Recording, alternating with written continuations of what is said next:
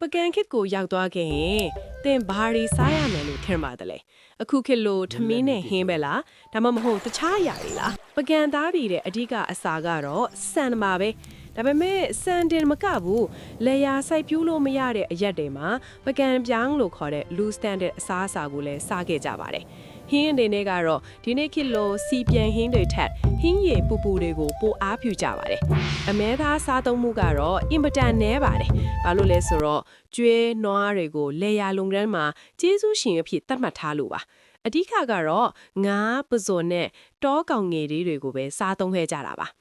အချို့ပွဲအနေနဲ့ကတော့ပကံရဲ့ယတနာလို့ခေါ်တဲ့ထန်းလျက်ကအဓိကပါဧည့်သည်လာရင်လည်းထန်းလျက်နဲ့လက်ဖက်နဲ့ဧည့်ခံတတ်ကြပါတယ်ပြီးတော့ပကံသားတွေအရန်ကြိုက်တဲ့အဖြိုရမကာကတော့ထန်းရီချိုချိုအေးအေးလေးတွေပဲဖြစ်ပါတယ်ထူးခြားလာကပကံခိကြောက်စာတွေအရာဖျားကိုစွန့်ကတ်တဲ့အခါမှာတော့အသားငါးဟင်းသီးဟင်းရွက်နဲ့မုံအမျိုးမျိုးကိုစုံစုံလင်းလင်းကတ်လူခဲ့ကြတာကိုတွေ့ရပါပဲဒါဟာပကံခိရဲ့စားနဲ့ရိတ်ခါကျွဲဝတ်မှုကိုပြနေတာပါပဲ